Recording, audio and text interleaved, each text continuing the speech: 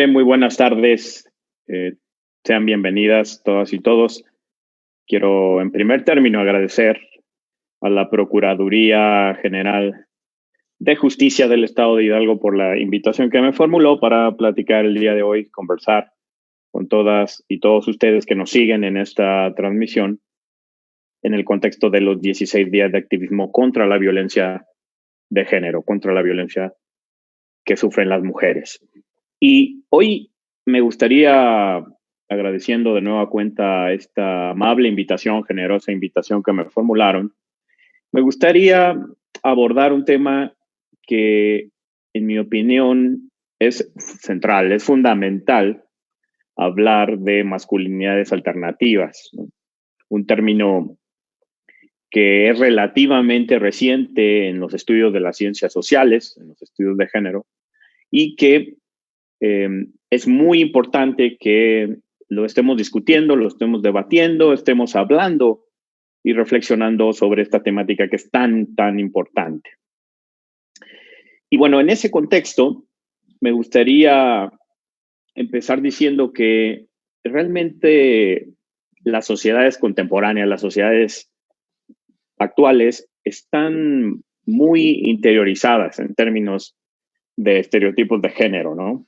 Por una parte, la sociedad tiene ideas ya preconcebidas sobre lo que significa o sobre lo que debería ser una mujer, y hay ideas preconcebidas sobre lo que debería ser un hombre, ¿no? Y en esta parte de los estereotipos de género es muy importante abordarlos porque son, digamos, la piedra angular o la parte inicial donde nosotros podemos entender por qué socialmente hay valores asociados a la masculinidad y hay valores asociados a la feminidad. Y tiene mucho que ver con estos arreglos culturales o códigos socioculturales que tenemos, inclusive conscientes o inconscientemente de ellos, que lo vamos realizando cotidianamente y que desde luego van reforzando ciertas ideas que tenemos sobre lo que significa ser hombre o lo que significa ser mujer. A eso llamamos estereotipos de género, ¿no? Eso que pensamos que es relevante para un hombre, que es relevante para una mujer, y que decía yo, está reforzada, ¿no? De maneras cotidianas por las instituciones que normalmente nosotros vivimos día a día, desde la escuela, desde la familia, por supuesto, desde los amigos y algunos otros entes muy potentes que dan forma a cómo pensamos, ¿no? Por ejemplo, la ciencia, las artes, y eso incluye, por ejemplo, el derecho, etcétera, etcétera, ¿no? Vemos que hay este reforzamiento de los estereotipos desde muchos ámbitos de nuestra vida y, por tanto, vamos cotidianamente reforzando estas ideas, ¿no? Sobre lo que debería ser un hombre, lo que debería ser una mujer.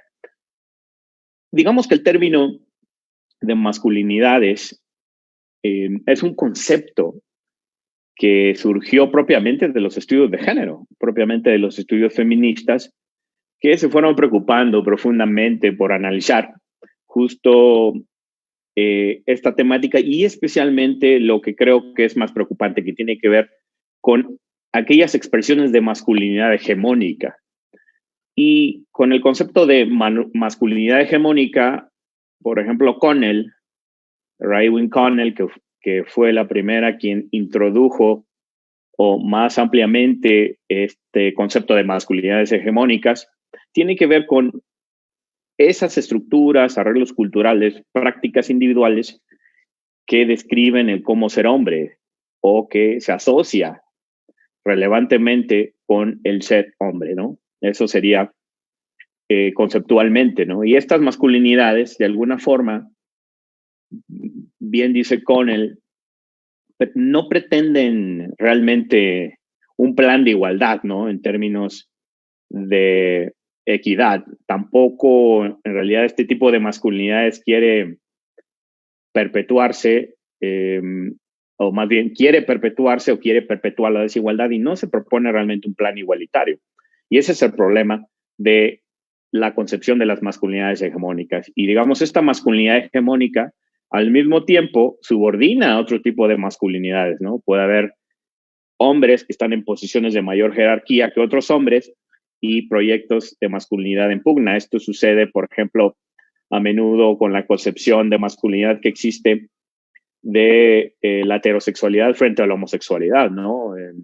Hay muchísima carga de despectiva en torno a este tipo de hegemonía masculina más reforzada que podría estar subordinando otro tipo de masculinidades, por ejemplo, que se feminizan, ¿no?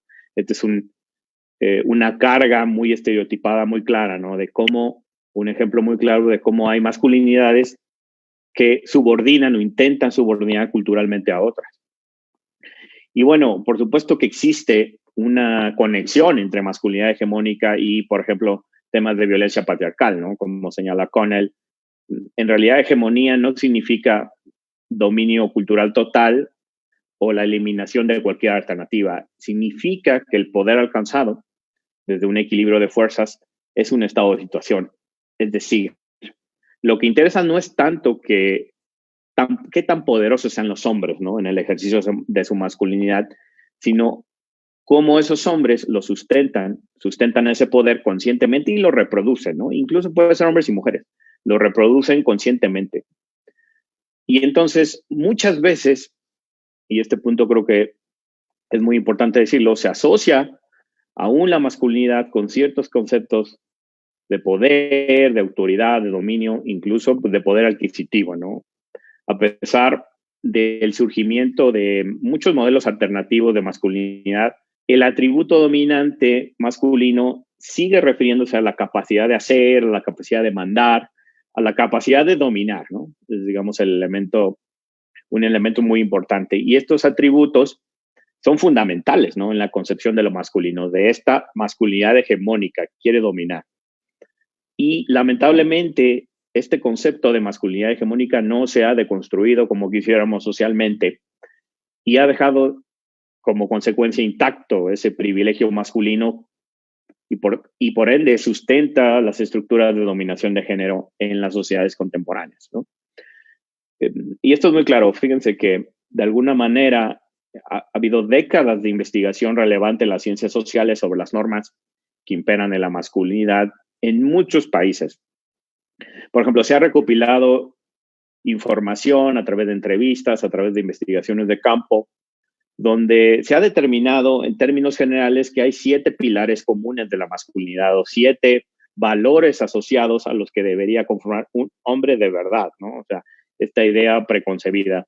Y encontraron en estos estudios cosas muy interesantes. Por ejemplo, hay mucha asociación de la masculinidad a ser autosuficiente, ¿no?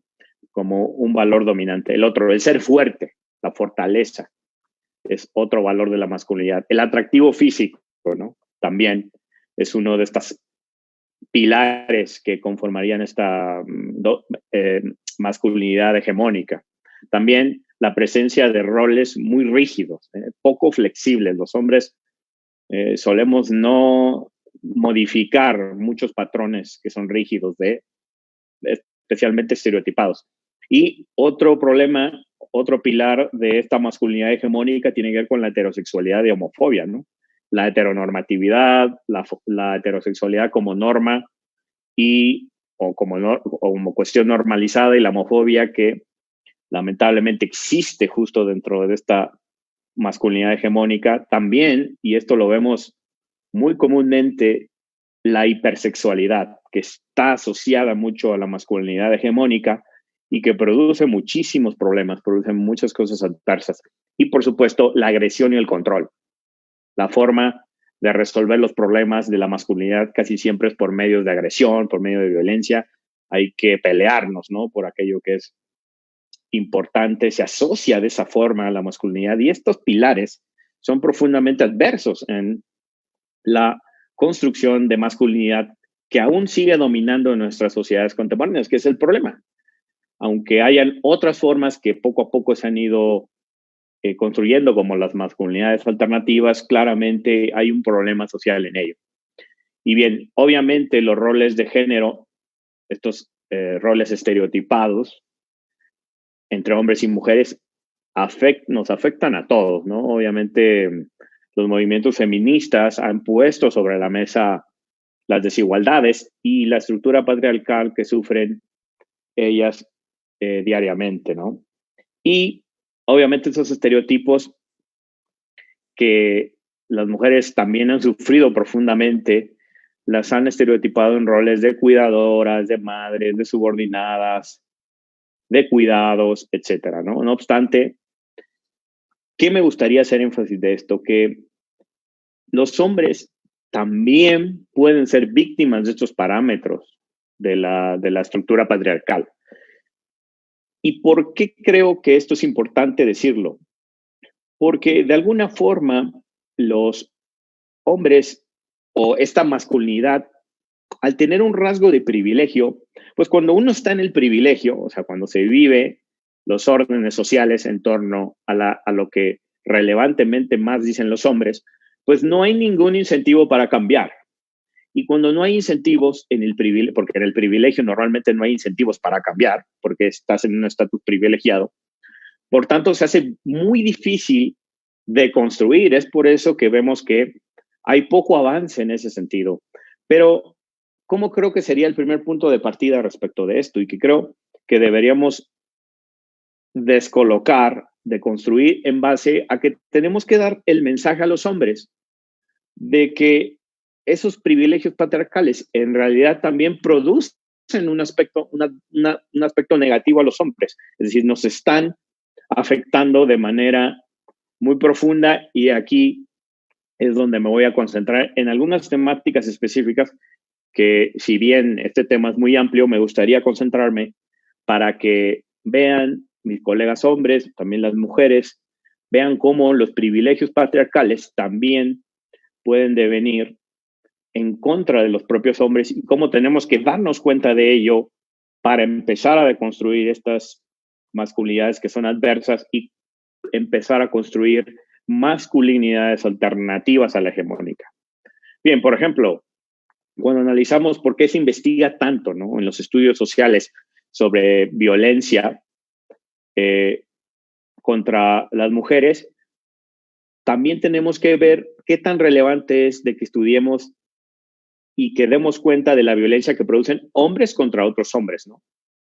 Fíjense, porque esto también sucede en el cotidiano, la violencia que se produce como un valor patriarcal entre hombres es muy importante y suceden otros fenómenos periféricos que afectan a los propios hombres. También cuando hablamos de salud mental, de vida emocional y de derechos sexuales y reproductivos de los hombres.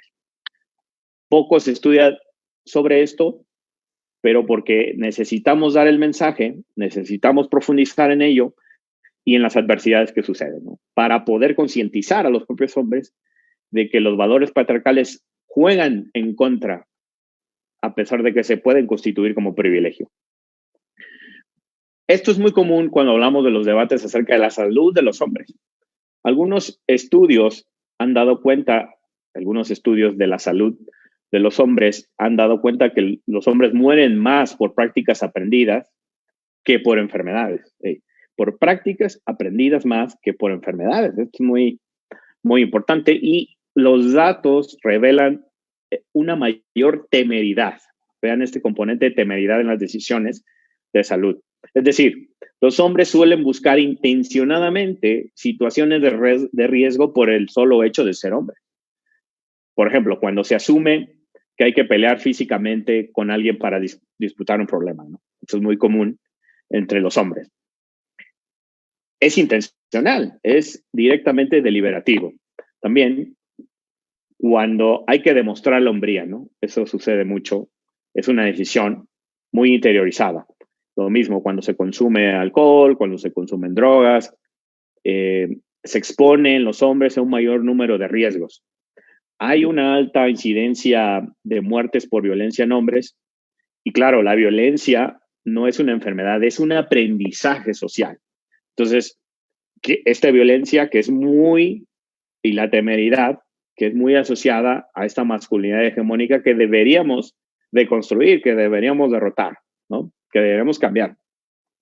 Y, por tanto, como hombre hay una negligencia en el autocuidado que repercute bastante. No nos cuidamos intencionalmente porque buscamos que otros nos reconozcan como muy hombres, ¿no? O como temerarios, como osados. Entonces, estos modelos de masculinidad son un factor de riesgo para la salud de los hombres. Estos modelos hegemónicos es un autoatentado. Por ejemplo, hay algunos estudios bastante recientes que han demostrado que al principio de la pandemia por COVID-19, el mayor número de porcentaje de personas que no querían utilizar cubrebocas eran hombres. Y algunas de las razones por las que daban era justo esta idea de que o no lo necesitaban o asociaban las respuestas a el valor o a la valentía.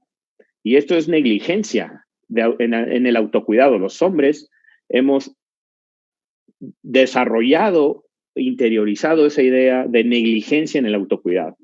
Vean cómo entonces, en algún sentido o de manera muy amplia, este modelo de masculinidad se constituye como un riesgo para los propios hombres. También, otro tema muy importante tiene que ver el debate sobre la violencia perpetrada por hombres, ¿no? La abrumadora mayoría de la violencia que perpetran los hombres es en contra de las mujeres. Hay ciertas prácticas que son muy repercutidas en el género, por ejemplo, la violencia doméstica, la violencia sexual, la violencia económica, en general la violencia machista en contra de las mujeres. Por supuesto que hay una desproporción absoluta por cuestiones de género, pero también hay que decir que estos mismos valores de la masculinidad hegemónica producen que la violencia sea ejercida de hombres por otros hombres, para otros hombres. Y debemos detenernos a estudiar cuál es la percepción de los hombres sobre la violencia. Ha habido estudios muy amplios relacionados con cómo los hombres estamos percibiendo la violencia. Por ejemplo, en Colombia se entrevistó a un grupo numeroso de hombres de diferentes edades y se les preguntó particularmente si habían sufrido algún acto de violencia en su vida. Muchas de las respuestas fueron que no recordaban haber sufrido algún episodio de violencia o de agresión por parte de otras personas. Pero luego, cuando las investigaciones se profundizaban mayormente, se les preguntaba, oye, pero, por ejemplo, en tu infancia, ¿no te peleaste? O cuando tenías alguna riña, alguna pelea de la adolescencia. Y decían, claro, sí. Sí, por supuesto, pero eso es normal, ¿no? Es decir, vean cómo la idea que los hombres hemos estructurado sobre la violencia es minimizada, ¿no? O sea, pensamos que una riña de la adolescencia, de la secundaria, de la preparatoria, alguna pelea de la universidad, inclusive verbal, no tiene que necesariamente ser con agresión física, tiene que ser con agresión verbal, por ejemplo, muchas veces, no la percibimos como algo violento. Entonces, el umbral de percepción de los hombres respecto de la violencia es infinitamente menor al que pudiéramos encontrar en las mujeres, por ejemplo. Entonces, esta idea de minimizar la violencia es muy propia de la masculinidad hegemónica, ¿no? De que no pensamos que algunas conductas que en realidad son violentas, no las concebimos como tales. Ese es un problema. Y vean cómo, vuelvo a insistir, estos roles de masculinidad y este sistema hegemónico estaría en contra de los propios hombres. Los propios hombres estamos generando esas condiciones que nos estamos condicionando negligentemente, ¿no? Y luego hay otros debates que también me gustaría introducir. Por ejemplo, el relacionado sobre la feminización de la búsqueda de personas desaparecidas, ¿no? ¿Por qué los hombres no participan en algunas de las búsquedas? Sabemos que nuestro país, por ejemplo, es un país que lamentablemente ha sufrido mucha violencia ha sufrido graves violaciones a los derechos humanos. Desde hace varias décadas, en México se han cometido crímenes de lesa humanidad, ha habido desapariciones forzadas, ha habido tortura, ha habido ejecuciones arbitrarias. Y bueno, y dentro de este contexto de violencia que lamentablemente el país ha sufrido de manera muy amplia, digamos que a partir de ello muchos colectivos de víctimas de personas desaparecidas se han conformado, ¿no? Y vean cómo cuando se analizaba la conformación de estas búsquedas de personas desaparecidas, es casi un tema que es exclusivo de las madres, de las hermanas, de las esposas, de las mujeres. Por alguna razón, los hombres no participan en este tipo de actividades de búsqueda, por ejemplo, de participación activa, de participación relacionada con la desaparición de sus hijas, de sus hijos, de sus padres. Y esto es muy preocupante y yo creo, y así los estudios lo han revelado, tiene que ver con los propios estereotipos de género, con la idea que tenemos los propios hombres de negligencia, de que el cuidado, de que la supervisión está destinada a las mujeres. Pero vean cómo en cosas tan graves, en cosas que tienen que ver inclusive con la propia pervivencia social, con la propia idea de intentar búsqueda de justicia, esta idea de la masculinidad sigue afectándonos cotidianamente como hombres. Y aunado a los temas de negligencia en salud, de violencia como se ejercen de hombres hacia otros hombres y por supuesto de hombres hacia mujeres, y este otro ejemplo de cómo los hombres, que es muy interesante cómo no participan en este tipo de actividades y en otras, tiene que ver con los roles de género. Y también, para ir también profundizando en una temática que me gustaría hablar sobre un dilema de si los hombres o cuál es la participación de los hombres dentro de los movimientos feministas o en general dentro de los estudios de género. Este es un debate que, si bien ha sido amplio, creo que en términos generales se ha debatido sobre cuál es el papel de la masculinidad o de los estudios de masculinidad dentro del movimiento feminista. Y cuando digo dentro de los movimientos feministas, quizá me estoy refiriendo más al movimiento que está articulado políticamente, es decir, al de protesta social, al de la reivindicación de los derechos, porque ya en la parte más teórica o de los estudios de masculinidades, digamos que eso ha habido un avance mucho mayor y mucho más importante del que pudiéramos pensar. Sin embargo, está muy disociado de la práctica política de la masculinidad, es decir, no parece haber un movimiento articulado de hombres que estemos protestando por la violencia que nosotros ejercemos. Tanto la violencia de género que producimos contra las mujeres como la violencia que producimos contra otros hombres, lo que decía yo durante toda mi intervención. No hay movimientos, aunque más hombres cada vez están preocupándose por producir masculinidades no tóxicas, masculinidades alternativas.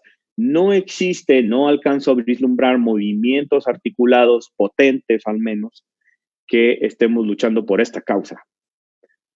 Y, por tanto, a mí me gustaría decir que no es tan relevante la respuesta a si los hombres deberíamos o no ser feministas, o hay quienes les gusta, mejor llamar, aliados del feminismo, o hombres pro igualdad, bueno, como se le llame. En muchos países se han articulado diversos movimientos de hombres que están, digamos, o simpatizando o al menos articulando divergencias desde los estudios del feminismo e intentando eliminar las prácticas culturales machistas, aunque se han denominado de diferentes maneras.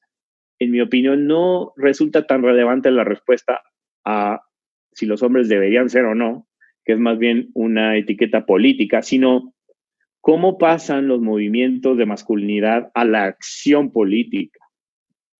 Y aunque también ese debate es importante, y creo que lo dejo a su reflexión, ¿cuál debería ser entonces, o más bien lo reformulo, debería o no haber un movimiento político articulado desde las masculinidades que esté no solo a nivel teórico, intentando por deconstruir las formas de masculinidad, sino que debería apropiarse también del espacio público en el sentido correcto, o sea, en el sentido de paridad, en el sentido de igualdad, ir a las calles, ir a la protesta social, pero con protesta significativa, ¿no?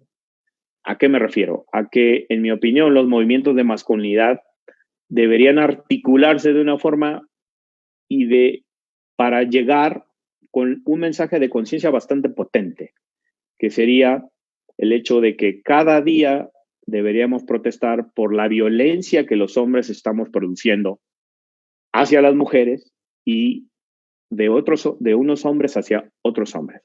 Por tanto, sí veo no solo la necesidad de modificar las prácticas culturales, que ya de por sí es complejo, necesitamos modificar las prácticas culturales respecto a esa situación, sino también necesitamos mayor activismo social respecto de grupos responsables de hombres que se asuman como conscientes de las violencias que producen todos los días, desde la violencia física, desde la violencia sexual, la violencia, de todos los tipos, violencia económica, violencia laboral, todos los tipos de violencia que se producen al diario, con el acoso y hostigamiento, con también con prácticas machistas, con micromachismos, que está muy asociado al control, al poder, lo que yo les decía sobre las masculinidades hegemónicas, y que yo creo que una de parte de estos cambios deberían ser articuladas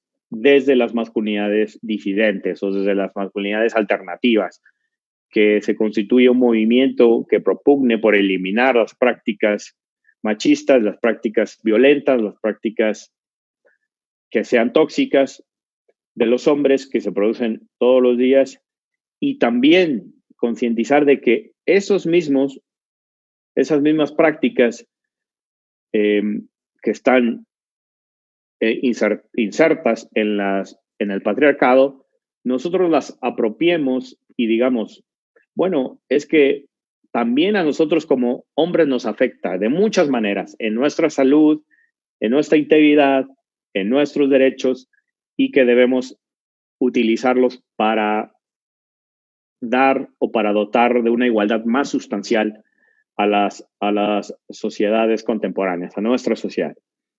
Y bien, pues quisiera terminar diciendo que hay algunos dilemas políticos que me gustaría dejar en la mesa respecto de las masculinidades, o algunas cuestiones importantes que merecerían la pena seguirse abordando y seguir discutiendo en foros y en espacios tan importantes como este. Primero, ¿quién define, cómo se define la participación de los hombres dentro de los estudios de género, ¿no? Y la participación social? O si se quiere, desde los propios movimientos de masculinidades. ¿Cómo los definimos? ¿Cuál es el alcance? ¿Qué necesitamos al respecto? Debemos reflexionar sobre ello. Dos, ¿qué se espera de las políticas públicas? ¿No? Porque hemos visto también, y creo que es algo en lo que deberíamos avanzar, las políticas públicas han sido muy delimitadas en base a qué deberían hacer las mujeres para evitar, por ejemplo, la violencia de género o para combatirla. Un ejemplo de este tipo de política es cuando se insta a las mujeres que sufren violencia de género a que de alguna forma denuncien la violencia. Pero si nosotros reflexionamos en este tipo de políticas, siempre están concentradas en la víctima. Es decir, bueno, no obstante ya ha sido víctima de la violencia, socialmente le exigimos como si la solución fuera solo denunciar, continuamente le pedimos a las víctimas que lo hagan, como si eso fuera a cambiar en algo socialmente. A ver, y ojo, quiero aclarar este punto. No estoy diciendo que la denuncia de violencia no sea importante. De hecho, es muy importante. Es muy, muy importante. Lo que quiero decir es que pareciera que las políticas de Estado se concentran en como si denunciar y castigar la violencia contra las mujeres, que además se lo exigimos a las propias mujeres, vaya a cambiar profundamente la situación de la violencia. Sabemos que no, porque aunque hipotéticamente estuviéramos en un país donde se denuncie, que no lo estamos, y que, de nuevo, insisto, debería instarse a denunciarse ampliamente, pero aunque estuviéramos en un hipotético lugar donde las denuncias fueran al 90% y no hubiera impunidad, eso no va a cambiar necesariamente que no existan hombres violentos. ¿Qué es lo que acabo de decir? ¿Qué es lo que he intentado decir? Porque se trata de un problema mucho más complejo, no se trata de un problema solamente judicial, un problema en el ámbito penal, un ámbito de castigo, se trata de un problema profundamente de arreglos culturales de siglos. Y eso no va a cambiar.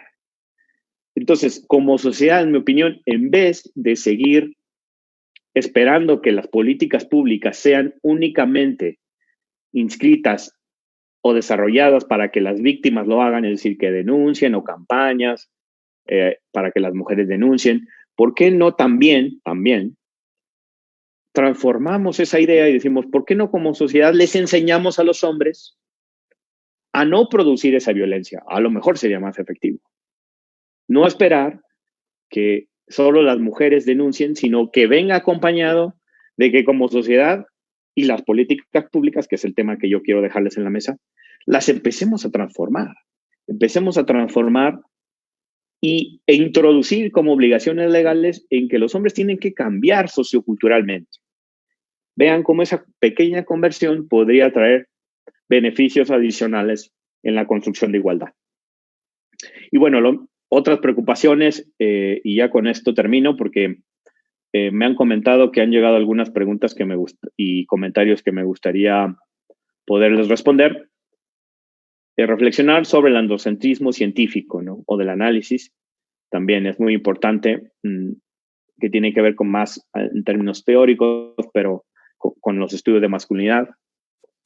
Y bueno, obviamente los hombres, otra parte importante que me preocupa, debemos hablar de las situaciones de nuestros privilegios y hacerlas públicas. Tiene que haber un debate público sobre los privilegios de los hombres, por los propios hombres. Lo que decía también hace un momento, ¿no? Y, por supuesto, seguir analizando la violencia que se produce entre hombres y algunas otras cuestiones muy importantes sobre políticas de derechos humanos. Y bien, con esto paso a la parte final de mi exposición. Voy a dejarlo aquí, agradeciéndoles muchísimo sus comentarios. Me han pasado algunas de sus preguntas y me gustaría aprovechar para leerlas, si fueran tan amables. Voy a comenzar con algunas de las preguntas y comentarios también. Ivette Romero, a quien le agradezco su comentario, hace referencia a que la ausencia también educa y la educación de hijas e hijos no es responsabilidad exclusiva de las mujeres. Ese es un estereotipo de género. Sin duda, Ivette, sin duda, lo que decía yo sobre las labores de crianza o las labores de cuidados. En esta sociedad hay un estereotipo muy relevante relacionado con que las mujeres deberían ser quienes realizan labores de crianza y eso debemos modificarlo profundamente. No hemos podido como sociedad avanzar, aunque lo hemos hecho de alguna manera, pero avanzar profundamente para eliminar ese tipo de estereotipos y que los hombres deben involucrarse mucho más de lo que se involucran y en términos de equidad en la crianza y en el cuidado, ¿no? Lo que decía, no solo en autocuidado, sino en el cuidado hacia los demás. Esto es muy, muy importante, así que de acuerdo contigo. Bueno, pasando a otro comentario, Javier Monter reflexiona sobre que la mujer es la que inculca los estereotipos al hombre y la mujer. Yo pienso que está equivocado el enfoque, ya que por lo regular los primeros años y durante la vida es la mujer la que educa. A ver, esto es algo que se dice mucho, Javier. Yo voy a diferir contigo. De hecho, el decir que la mujer es la que inculca los estereotipos es un estereotipo en sí mismo. ¿Por qué? Porque de nuevo, o sea, yo te invito a que reflexiones también en esa parte. De nuevo, como sociedad, le estamos dando la responsabilidad de la crianza a las mujeres. Y fíjate cómo de alguna forma también en tu comentario eliminas cualquier tipo de responsabilidad de los hombres, como si los hombres no tuviéramos también la responsabilidad de educar, que es peor aún, porque no nos involucramos en las labores de crianza, pero no nos involucramos porque no queremos, que es lo que te quiero transmitir. No queremos porque queremos vivir en el privilegio de no educar o el privilegio de no involucrarnos en la crianza. Por tanto, en mi opinión, si bien es cierto, tanto los hombres como las mujeres, porque somos humanos, reproducimos los estereotipos de género. Por supuesto que también decir que únicamente las mujeres tienen la responsabilidad de transmitir esos valores patriarcales, pues es bastante injusto. De hecho, en mi opinión, es un estereotipo, porque colocamos a las mujeres como culpables de nuevo, ¿no? O sea, es lo que les quiero transmitir.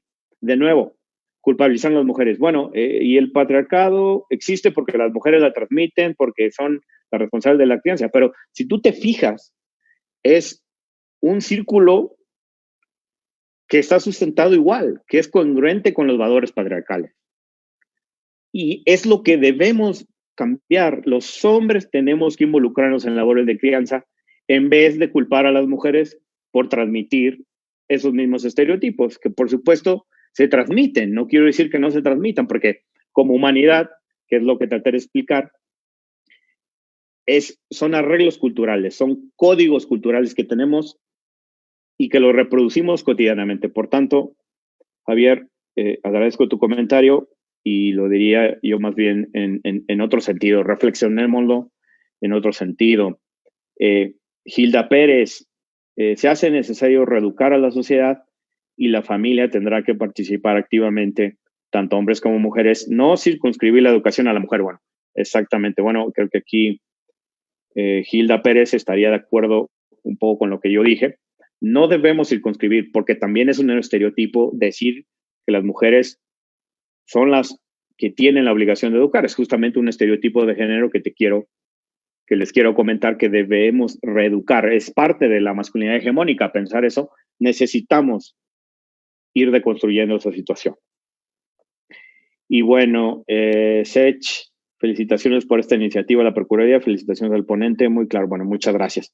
Y bien, yo con esto, no habiendo más preguntas,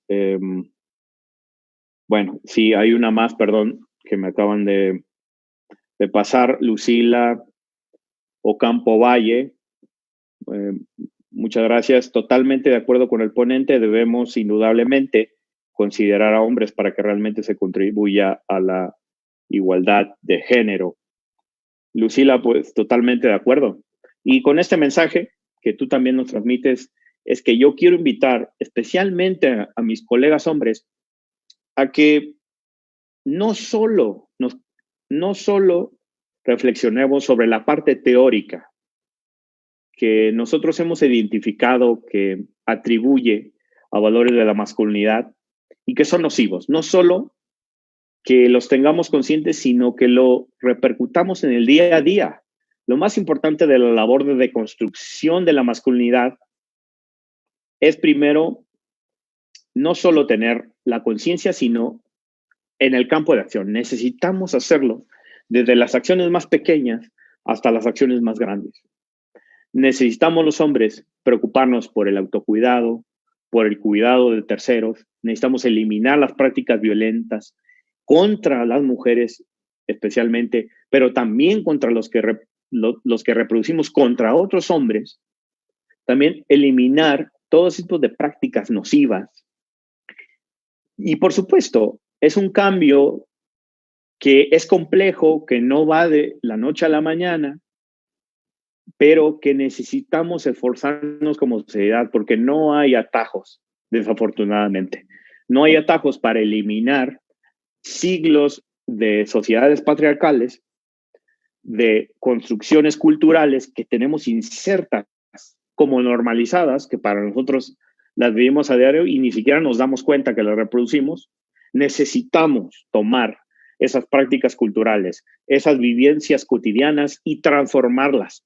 Necesitamos mejorar, necesitamos profundizar, deconstruir para tener masculinidades viables, masculinidades alternativas, masculinidades igualitarias.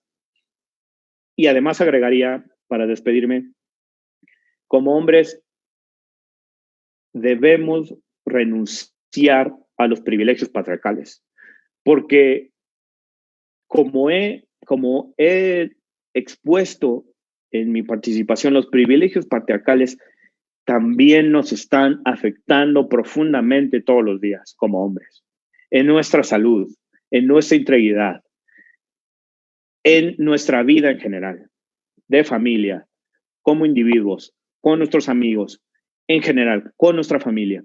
Necesitamos eliminarlos, necesitamos reconstruirlos y eso abonará seguramente cada uno en lo individual y como sociedad, que también pido que hagamos esto como sociedad. Esto contribuirá a tener una igualdad más sustancial y que vamos a ir construyendo día a día.